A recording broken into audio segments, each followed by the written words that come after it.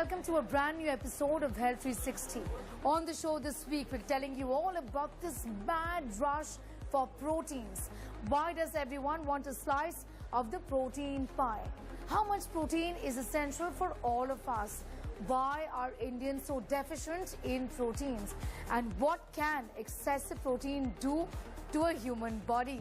All of that and much more up ahead on the show. I'm Sneha Mordani. This is Health 360.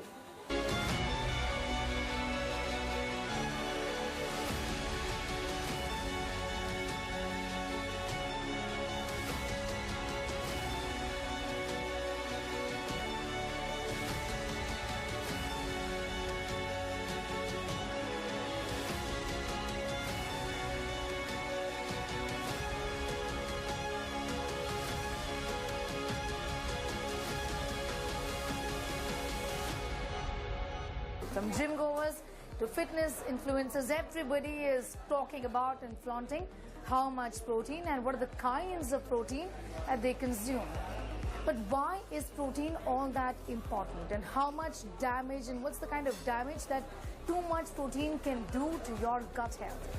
Our experts are weighing in and telling you all that you need to know about proteins. Who doesn't love a good protein? Who isn't obsessed with proteins nowadays? But for a country that gets 62% of its calories from carbohydrates, protein is becoming the new big buzzword when it comes to our nutrition. And we are now waking up to the benefits of protein, which also then brings us to the question, what kind of protein is good for you? Is protein powder even for you? What should you be consuming in terms of added protein? And how bad is too much protein? How counterproductive can too much protein be in that sense? First of all, why are Indians protein deficient? Indians are protein deficient for two reasons. First, we don't have enough knowledge that how much protein is required for your particular activity and as per your body weight. Second reason is because of social, economic, culture background. We don't prioritize protein, and as you guys know, we are a more prominent vegetarian country where the protein sources are very less. Once only a staple of gym goers trying to bulk up, millions of consumers are now watching their protein intake and asking for healthy products without compromising on taste. Growing awareness and celebrity influence. End result, everyone is gushing about the higher protein intake. Well, for starters, it's easy, it's convenient, and in under 60 seconds, I can get up to 25 to 30 grams of high quality protein. But here's what you need to remember. It, at the end of the day, is a supplement. It is in no way, shape or form going to replace protein coming from real food sources. So if you're strapped for time or you don't have an opportunity to feed yourself, a protein shake works wonders. But it is in no way, shape or form a meal replacement. And that's where people go wrong, and then they overdo it and it becomes like a protein eating competition, which is not required. So who really is the ideal candidate for a protein supplement? Any healthy person can take protein supplement if they are not able to meet their protein requirement through organic food.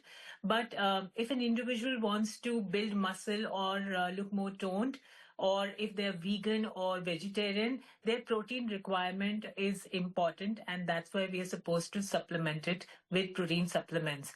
Otherwise, if someone is recovering from any kind of illness or any kind of surgery, they also need a higher protein supplementation. And what type of people should be absolutely cautious? So let's say if you have a 1 liter water bottle, if you try stuffing in 3 liters of water into it, what will happen? It will overflow. The same happens with the body.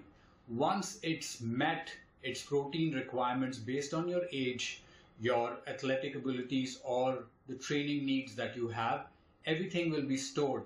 The remaining of it, that is, will be stored as excess body fat.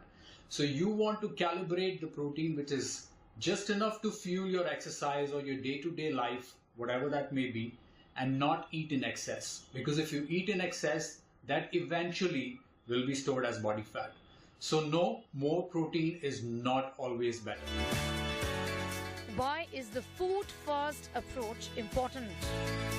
When you are eating protein from organic natural sources, you're not only giving your body protein but other nutrients also. Every organic food is an array of different nutrients which comprises of protein, carbs, fiber, fat, and essential vitamins and minerals. So we always recommend to go for food first approach, because by that you can provide your body not just protein but other essential nutrients as well. And how does one gauge their protein deficient? Anyone who is feeling tired and feeling fatigue for some time, and they are also experiencing hair thinning, skin darkening. Apart from that, you can also get your blood work done, and from there you can see the markers whether you're protein deficient or not. Protein powders are dietary supplements, and supplements aren't a regulated market. And that's the reason why we've seen instances of contaminants in protein supplements as well. So you need to factor that in and choose the brands accordingly. Be very cautious about what you're consuming. Athletes certainly need to know what really is going into their protein shake. Amul MD Jayan Mehta is now joining us. Thank you for your time. Take us, through your range of products that offer protein. There's protein in everything, really, even protein water. This is protein for an ever-growing bunch of enthusiastic protein lovers. As you know, we at Amul over the last couple of years have launched very interesting range of high protein products, which can be consumed during the different times of the day, depending upon what your preferences are, Right. and also meeting the protein requirements which you have. So, we have always believed that each one of us need to consume 1 gram of protein per kg of body weight every day. Tell us a little about this market. Do you see it growing even further on? And what really is driving it all of a sudden? It's more of the consumer awareness and education which is driving the category. And that's what we at Amul, ever since we started our protein foray, have been mentioning that if all of us get enough and more awareness of how much protein we consume during the regular day with whatever food items that we consume, then we will be taking care of our health and nutritional requirements in the most proper way. I'm going to leave it there for the moment. I'm going to thank you for joining in and sharing your views. Health food brand Yoga Bar, that started in 2014 with protein energy bars, has evolved from a premium brand into a mainstream one, now selling even in tier 2 and tier 3 markets. Absolutely. The demand and the growth of this category has been quite incredible. A few reasons out there. Firstly, as the economic prosperity of the nation increases, especially as the per capita income of developing countries increases, there is usually a trend where people start consuming more protein, and we are at that inflection point in that country. Secondly, we are also the world's largest population of vegetarians in the world, in the country, right? Which inherently means that in many ways, most of us, about 60 to 70% based on various sources, are inherently protein deficient. And I would say the third point is that there is far more awareness about how important protein is today as a macro, how simple carbs, if you take them in larger quantities, which Indians tend to do, is can become quite problematic as you age. And I think that awareness has started to creep in part because some of the awareness campaigns and all that young brands like us have done. But this is also a global phenomenon. So if you look at it, protein now is everywhere globally. In the US, it's not just like ice creams, but it would also be in things like carbonated beverages. So I think this trend is here to stay for some time. But the growth has really been quite phenomenal about this. But when protein is added to commonly consumed foods like milk, yogurt, and paneer, it can be a useful way to increase their protein density. The problem really is when proteins are added to highly processed junk foods, high in fat, sugar, and salt, like cookies, chocolates, cakes, kulfis, all of these sugary things, then the problem really starts. So how does Yoga Bar really balance it out then, Aditya? Unfortunate reality of modern life is that often it is quite hard and sometimes virtually impossible to do that all the time. So our objective is to be the next best thing in anyone's pantry. And because of that, you will always, and that is only because everything in our products, we use nutrition dense ingredients. We make sure that our macros are balanced. It's not just the proteins, but it's also the complex carbs, the fibers, the other micronutrients that go in. And that has historically been our objective. This market for food items with proteins, with added proteins, is only growing, and those people interested in consuming more proteins are willing to pay that extra buck. That, of course, is fueling an entire economy of proteins. This report is going to give you an idea about the booming market for proteins.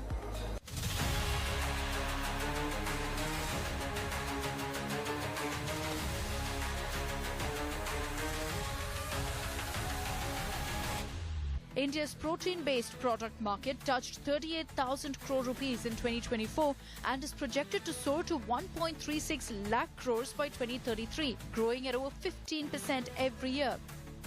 India's average daily protein intake has been increasing over the years. Brands are racing to meet the new protein demand. Amul alone plans to launch 12 new high-protein products this year. Milky Mist has a paneer with 50 grams of protein in one pack. And new brands like Super You, co-founded by actor Ranveer Singh, are reimagining snacks. A lot of packaged food shows added protein on the label.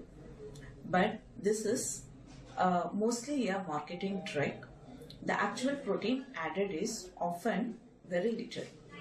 As consumer, we need to look everyone beyond the label and understand the overall nutrition value of what we eat. According to a study by ICRISAT and IFPRI, over 80% of Indian households still consume less protein than recommended. That's because 60 to 75% of our protein comes from cereals like rice and wheat, poor in essential amino acids. Experts say the focus should shift from just more protein to better protein. But all protein isn't created equal. Nutritionists warn against protein washing, adding protein to high-fat, high-sugar snacks just to appear healthy.